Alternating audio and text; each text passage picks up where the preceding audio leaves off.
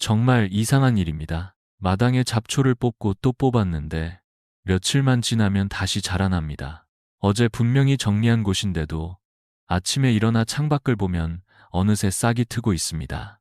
시간 들여서 애써 없앴던 잡초가 다시 돌아오는 걸 보면 허탈할 수밖에 없습니다. 그렇게 주말 하루를 온종일 잡초와 싸우며 보내고 나면 가족과 보내야 할 소중한 시간은 사라지고 허리와 손목의 통증만 남습니다. 정말 많은 분들이 저와 같은 고민을 하셨을 거라 생각합니다. 손으로 뽑자니 금세 다시 자라고 제초제를 쓰자니 아이들이나 반려동물에게 해가 될까 두렵고 멀쩡한 흙 위에 덮개를 깔자니 비용도 만만치 않습니다. 그래서 우리는 결국 타협하게 되고 잡초와의 싸움은 끝이 나지 않습니다. 그런데 어느 날 시골에 사시는 한 어르신이 저에게 알려주신 아주 특별한 방법이 있었습니다. 처음에는 반신반의했지만 정말 효과가 놀라웠습니다. 바로 식초, 소금, 물만으로 만든 천연 제초제였습니다. 믿기 어렵겠지만 이 세 가지를 조합해 만든 제초제는 단돈 1,000원이면 누구나 만들 수 있고 환경과 가족 모두에게 안전합니다. 어렵지 않습니다.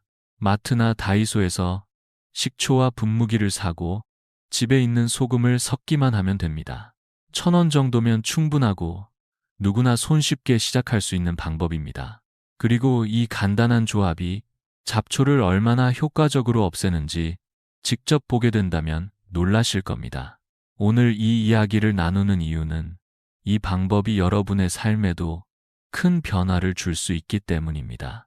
이제부터 이 제초제가 왜 효과적인지, 어떻게 만들어야 하는지, 언제 사용하면 좋은지 차근차근 알려드리겠습니다. 여러분의 정원을 다시 평화로운 공간으로 되돌릴 수 있도록 말입니다. 이 1,000원짜리 천연 제초제를 제대로 이해하고 효과적으로 사용하기 위해선 무엇보다 먼저 잡초는 왜 그렇게도 질기게 다시 자라는가를 아는 것이 중요합니다. 이유를 알지 못하면 아무리 좋은 방법이라도 그 효과를 온전히 누리기 어렵기 때문입니다. 잡초의 가장 큰 무기는 바로 생명력입니다. 그 중에서도 쇠뜨기, 명아주, 민들레처럼 우리나라에서 흔히 자라는 잡초들은 겉으로 보이는 부분을 제거한다고 해서 쉽게 사라지지 않습니다. 표면에 난 부분만 정리하더라도 땅속 깊숙이 퍼진 뿌리와 눈에 보이지 않는 씨앗들이 다시 자라날 준비를 하고 있기 때문입니다. 예를 들어 쇠뜨기처럼 뿌리가 옆으로 길게 퍼지는 종류는 조금의 뿌리만 남아 있어도 금세 다시 싹을 틔웁니다. 땅속 깊이 숨어 있는 뿌리들은 수분과 영양만 있으면 며칠 만에 다시 땅 위로 자라납니다. 또한 씨앗도 문제입니다. 잡초의 씨앗은 한번 뿌려지면 최대 10년까지도 흙 속에서 살아남습니다. 즉, 지금 당장 눈에 보이지 않는다고 해서 안심할 수 없는 것입니다. 더욱이 잡초는 우리가 일부러 가꾸는 꽃이나 채소보다 훨씬 더 거친 환경에서도 잘 자랍니다. 햇빛이 부족한 그늘, 영양이 적은 딱딱한 흙, 물이 부족한 곳에서도 잡초는 놀라울 정도로 잘 살아남습니다. 반면 우리가 정성껏 심은 식물들은 조금만 환경이 나빠져도 쉽게 시들기 때문에 결국 잡초만 번성하고 정작 가꾸고 싶은 식물들은 점점 밀려나게 됩니다.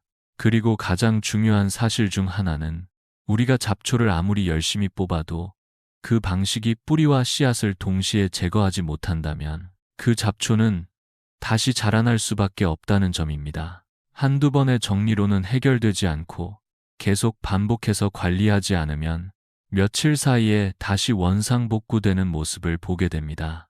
이로 인해 많은 분들이 금방 포기하게 되거나 아예 방치하게 되는 것이죠.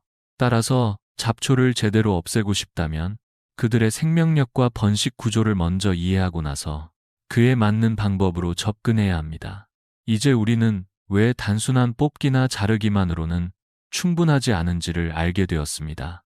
이제 다음으로 넘어가서 그렇다면 지금까지 많은 사람들이 사용해온 기존의 방법들은 과연 어떤 특징과 한계를 가졌는지 한번 살펴보도록 하겠습니다. 앞에서 살펴본 것처럼 잡초는 단순히 눈에 보이는 부분만 제거해서는 완전히 해결되지 않는 상대입니다. 그렇다면 지금까지 많은 분들이 사용해온 전통적인 제초 방법들은 어떤 특징이 있었고 왜 한계에 부딪혔을까요? 이 부분을 정리해보면 우리가 앞으로 어떤 방식으로 접근해야 하는지도 더욱 분명해집니다. 가장 먼저 떠오르는 방법은 손으로 직접 뽑는 것입니다. 이 방식은 특별한 장비도 필요 없고 생각날 때마다 즉시 실행할 수 있다는 점에서 간편합니다. 하지만 실제로 해보면 허리를 숙인 채 반복적인 동작을 오랜 시간 해야 하기 때문에 중장년층이나 노년층에게는 부담이 큰 작업이 될 수 있습니다. 게다가 잡초의 뿌리가 깊거나 퍼져 있는 경우 땅속까지 완전히 제거하기가 어렵고 조금이라도 남아있다면 금세 다시 자라납니다. 정성껏 뽑았다고 생각했지만 며칠 후 똑같은 자리에 다시 모습을 드러내는 경험은 정말 허탈하죠. 그 다음으로 많이 사용하는 방법은 잔디깎기나 예초기를 활용한 절단 방식입니다. 넓은 면적을 빠르게 정리할 수 있다는 점은 장점이지만 역시 문제는 겉만 정리된다는 것입니다. 뿌리나 씨앗은 그대로 남아 있어서 며칠이면 다시 자라게 됩니다. 또한 절단 과정에서 오히려 씨앗이 넓게 퍼질 수도 있기 때문에 일시적인 효과는 있어도 장기적인 해결책이 되기는 어렵습니다. 많은 분들이 고민 끝에 선택하는 것이 바로 시중에서 판매되는 화학 제초제입니다. 확실히 빠르고 강력한 효과를 보여주는 경우가 많지만 문제는 바로 그 강력함이 사람이나 반려동물, 토양 건강에도 영향을 줄 수 있다는 점입니다. 특히 아이들이 뛰어노는 마당, 반려동물이 생활하는 공간이라면 더욱 신경이 쓰이게 됩니다. 또한 제초제가 토양에 남게 되면 다음 작물의 성장에도 부정적인 영향을 줄 수 있어 정원이나 텃밭처럼 지속적으로 가꿔야 하는 곳에는 오히려 적합하지 않을 수 있습니다. 마지막으로 잡초 방지 매트나 부직포를 설치하는 방법도 많이 활용되곤 합니다. 이 방식은 일단 설치해 놓으면 일정 기간 동안은 효과가 있지만 초기 비용이 많이 들고 설치 자체가 번거롭고 시간이 지나면 훼손되거나 틈 사이로 다시 잡초가 자라게 됩니다. 결국 유지관리까지 고려하면 쉬운 방법은 아닙니다. 이처럼 각 방법마다 분명한 장점이 있긴 하지만 그만큼 뚜렷한 단점이나 한계도 존재한다는 것이 현실입니다. 그래서 많은 분들이 늘 새로운 방법을 찾게 되고 그 과정에서 제가 알게 된 것이 바로 지금부터 소개할 천원 제초제 방법입니다. 이처럼 기존의 제초 방식들이 각기 나름의 장점은 있으나 시간, 비용, 건강 등 어떤 부분에서는 늘 아쉬움이 따를 수밖에 없었습니다. 그래서 저는 늘 좀 더 간단하고 안전하면서도 효과적인 방법은 없을까를 고민하게 되었고 그 고민 끝에 알게 된 것이 바로 이 천원 제초제 방법이었습니다. 놀랍게도 이 방법은 마트나 다이소에서 구입할 수 있는 재료만으로도 충분히 만들 수 있고 복잡한 절차 없이 단 몇 분 안에 직접 만들어 사용할 수 있습니다. 게다가 화학 성분이 들어가지 않아 아이들이나 반려동물, 토양에도 안전하다는 점이 가장 큰 장점이라고 할 수 있습니다. 필요한 재료는 아주 간단합니다. 식초 100ml, 물 500ml, 소금 1스푼, 그리고 분무기 하나면 충분합니다. 이 4가지를 준비하면 집에서도 손쉽게 천연 제초제를 만들 수 있습니다. 가격으로 따져보면 대략 1,000원 정도, 많아야 2,000원 이내에서 모든 준비가 가능합니다. 방법도 정말 간단합니다. 분무기에 물 500ml를 먼저 붓고 식초 100ml를 넣은 다음 소금 1스푼을 넣습니다. 그 다음 잘 흔들어 섞기만 하면 완성입니다. 어렵거나 복잡한 단계 없이 누구나 따라할 수 있는 수준입니다. 식초는 굳이 비싼 제품을 사용할 필요 없습니다. 가장 저렴한 곡물 식초로도 충분히 효과를 낼 수 있습니다. 소금도 마찬가지로 일반적인 천일염이나 요리용 소금이면 됩니다. 물을 끓이거나 정수할 필요 없이 수돗물 그대로 사용해도 문제 없습니다. 이처럼 특별한 재료나 준비물 없이도 정말 손쉽게 만들 수 있는 점이 이 방법의 가장 큰 매력입니다. 실제로 저도 처음 이 방법을 들었을 때는 정말 이 간단한 조합으로 잡초가 없어질까 하는 의구심이 들었습니다. 하지만 사용해보고 나서 정말 놀랐습니다. 눈에 띄게 마르고 몇 시간 뒤엔 잎이 말라붙는 걸 직접 보니 믿을 수밖에 없었습니다. 물론 이 방법도 무조건 완벽하다고는 할 수 없습니다. 하지만 적어도 비용 면에서 부담이 적고 화학 성분 없이도 실제로 눈에 보이는 효과를 낼 수 있다는 점에서 충분히 시도해 볼 만한 가치가 있는 방법임에는 틀림없습니다. 그렇다면 이 천연 제초제가 왜 이런 효과를 낼 수 있을까요? 이제부터는 그 과학적 원리에 대해 좀 더 자세히 알아보겠습니다. 앞서 소개해드린 식초와 소금, 물을 활용한 천연 제초제가 어떻게 그토록 눈에 띄는 효과를 낼 수 있었을까요? 이제부터는 이 조합이 왜 실제로 잡초 제거에 도움이 되는지 그 과학적 원리를 간단하게 풀어보려 합니다. 원리를 이해하면 사용할 때 더 효과적으로 활용할 수 있고 혹시 모를 실수도 줄일 수 있으니 꼭 알고 계시는 것이 좋습니다. 먼저 식초는 식물의 세포막을 손상시키는 역할을 합니다. 식초 속에 들어있는 초산 성분은 잡초의 잎과 줄기에 닿으면 식물 세포의 보호막을 파괴하고 수분이 빠져나가도록 만듭니다. 결국 수분을 잃은 식물은 빠르게 시들고 광합성이나 영양 흡수가 어려워져 짧은 시간 안에 말라 죽게 됩니다.